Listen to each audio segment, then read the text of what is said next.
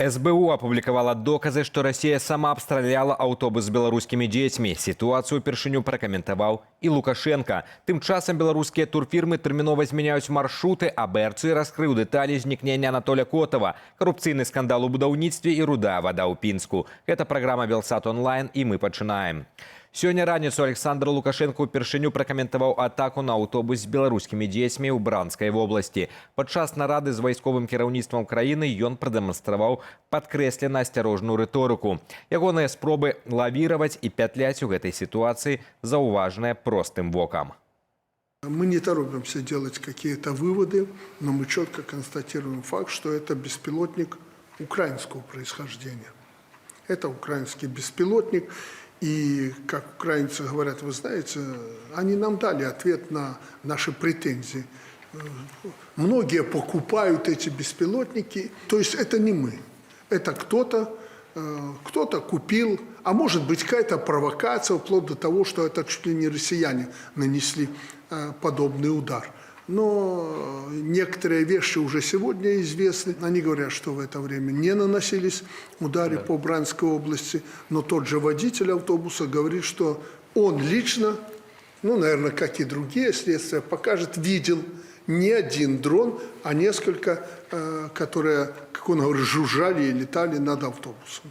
З усяго выглядае, што Менск сапраўды апынуўся ў геапалітычнай пастцы. З аднаго боку Лукашенко назваў беспілотнік украінскім паводле паходжання. З іншага ён фактычна агучыў контраргументы самога Кіева. Паводле Лукашэнкі украінскі бок адхіляе абвінавачванні і называе здарэнне правакацыяй, аж да версіі, што удар маглі нанесці самыя расейцы. Замест ранейшых агрэсіўных пагрозаў дыктатар рэзюмаваў, што канспіралагічных версіяў тут дастаткова. Літаральна на днях у інтэрв'ю Аля Рабія Лукашенко прасіў прабачэння ў Зеленскага і прасоўваў вобраз міратворцы. Крэмль і лукашэнкаўская прапаганда ўжо запусцілі махавік істэрыі пра тэракт Кіева. У выніку Лукашенко вымушаны пятляць паміж уласнымі міралюбнымі заявамі і ціскам Масквы, спрабуючы схавацца за фармулёўку «трэба разбірацца». Прасторы для манеўраў у Менску амаль не засталося. А тым часам Служба бяспекі Украіны перахапіла афіцыйны расійскі дакумент, які цалкам зняпраўджвае версію Масквы пра нібыта украінскі удар па аўтобусе з беларускімі грамадзянамі ў Бранскай вобласці. Як сведчыць перахопленая украінскай выведкай даведка, расійскія вайскоўцы і спецслужбы наагул не фіксавалі беспілотнікаў у рэгіёне здарэння.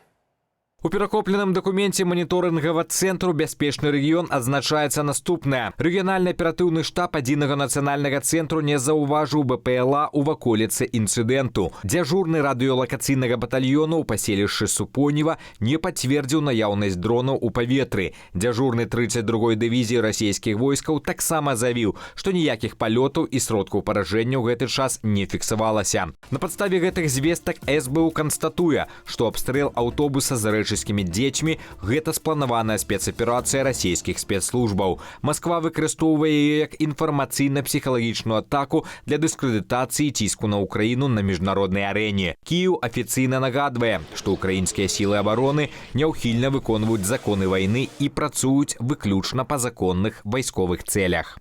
Гомельскія ўлады пераклалі адказна за абстрэл аўтобуса з рэчыцкімі дзецьмі ў Бранскай вобласці на прыватнага перавозніка і бацькоў. Намеснік старшыні аблвыканкаму Дмітрый Алейнікаў у эфіры дзяржаўнага тэлебачання заявіў, што паездка каманды на адпачынак арганізоўвалася ў прыватным парадку. Паводле чыноўніка, менавіта недзяржаўная фірма выбрала небяспечны маршрут, які пралягаў праз прыфрантавую зону. У сваю чаргу дзяржаўныя медыа папракнулі арганізатараў, адзначыўшы, што ў Беларусі хапае сваіх спартовых аб'ектаў і ехаць у небяспечны рэгіён не было ніякай мэтазгоднасці.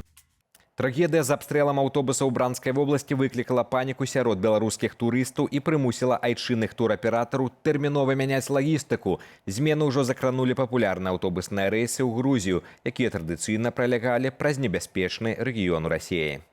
Цяпер турфірмы скіроўваюць транспарт новым маршрутам у аб'езд Браншчыны праз Магілёўскую, Смаленскую і Тульскую вобласці да Варонежу. Прадстаўнікі бізнесу адзначаюць, што праз змену курсу час у дарозе павялічваецца ў сярэднім на 4-5 гадзінаў. Аднак на канчатковы кошт пуцёвак для беларусаў гэта пакуль не паўплывае. Сёння, у дзень нараджэння беларускага палітыка і былога чыноўніка Анатолія Котава, беларускі расследавальніцкі цэнтр разам з партнёрамі апублікаваў дэталі ягонага знікнення. Паводле высноваў расследавальнікаў, знікнення палітыка летам 2025 года было вынікам дэталёва спланаванай аперацыі. 21 жніўня 2025 года Котаў падняўся на борт арандаванай яхты ў турэцкім порце Трабзон. Паводле расследавання судна накіроўвалася да абхазскага ўзбярэжжа. Раніцу наступнага дня да яхты падышоў расійскі карабель берагавой аховы. Са спасылку на свае крыніцы журналісты сцвярджаюць, што на борт падняліся супрацоўнікі памежнай службы ФСБ, якія вывелі Котава з каюты і забралі яго на свой карабель. Капітану яхты загадалі выкрасліць беларуса са спісу пасажыраў. У арганізацыі паездкі паводле расследавання удзельнічалі 4 чалавекі: беларус, 2 расейцы і грамадзянка Іорданіі. Журналісты выявілі сувязі арганізатару з ветэранамі беларускага КДБ і аператыўна-аналітычнага цэнтру. У прыватнасці расследавання звязвае шэраг фігурантаў са структурай, якая мае дачыненне да вытворчасці беспілотнікаў і кантралюецца былым сілавіком Юрыем Серых. Афіцыйныя органы Расіі і Беларусі сцвярджаюць, што Анатоль Котаў завочна асуджаны на 12 гадоў калоніі, у іх не знаходзіцца. Польская пракуратура адмовілася заводзіць крымінальную справу. Дзе цяпер палітык і ці жывы ён, дагэтуль невядома. Гучнае расследаванне вы можете паглядзець цалкам на YouTube-канале БРЦ.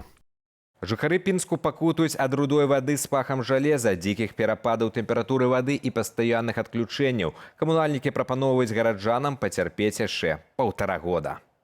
У звязку з маштабнай рэканструкцыяй водазабору Піна-2, якая завершыцца толькі ў кастрычніку 27 года, улады афіцыйна дазволілі падаваць ваду з адхіленнямі ад нормаў. Пінчукі абураюцца. Карыстацца такую ваду проста небяспечна, аднак плаціць за яе даводзіцца паводле поўнага тарыфу, як за чыстую ваду. Жыхары Лагойскага раёну заўважылі на сваіх смартфонах незвычайныя вокны з загалоўкам «Прэзідэнцкае апавяшчэнне». Як патлумачылі ў МНС, гэта было планавае правяранне сістэмы экстраннага інфармавання праз тэхналогію Cell Broadcast. Яна дазваляе імгненна дасылаць сігналы ў зададзеныя зоны ўсяго за 20 секундаў, нават калі сетка сувязі перагружаная. Гучная назва – гэта тэхнічная асаблівасць міжнародных стандартаў мабільных сетак. Тэрмін некалі замацаваўся ў ЗША для паведамленняў найвышэйшага прыярытэту пры глобальных катастрофах. Сёння гэтая назва ўсё яшчэ выкарыстоўваецца ў прашыўках шмат якіх смартфонаў. Такое апавяшчэнне тэхнічна немагчыма заблакаваць, а тэлефон выдасць максімальна моцны гук і вібрацыю нават у бязгучным рэжыме. Генеральная пракуратура распачала адразу 12 крымінальных справаў па фактах хабарніцтва ў буйных крадзяжоў у будаўнічай сферы. З 2025 да траўня 26 года кіраўнікі прыватных сталічных фірмаў у змове з працаўнікамі дзяржаўных прадпрыемстваў арганізавалі маштабную злачынную схему. Камерсанты кралі сыравіну проста з будаўнічых пляцовак і кар'еру паводле фіктыўных дакументаў. Усяго злачынцы незаконна вывезлі больш за 340 тонаў цэменту і звыш 370 кубаметраў пяску. Скрадзенае выкарыстоўвалі для ўласнай вытворчасці бетону і будаўнічых сумесяў. За лаяльнасць і закупкі бесканкурэнтных тэндараў чыноўнікам плацілі хабар. Гэтыя сумы закладаліся ў кошт матэрыялаў, што неабгрунтавана павялічвала выдаткі бюджэту. Усе справы перададзены для расследавання ў следчы камітэт.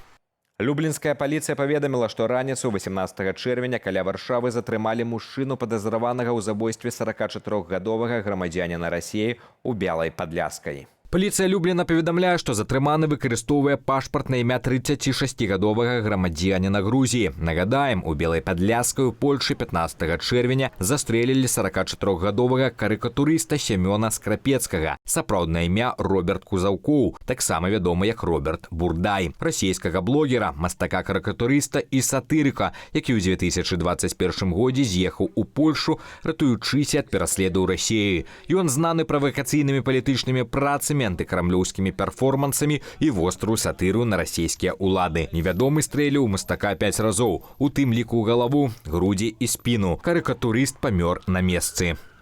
На гэтым мы развітваемся з вамі. Стаўце лайкі, падпісвайцеся на канал. Гэта вельмі важна для прасоўвання аператыўных і незалежных навінаў. Беражыце сябе.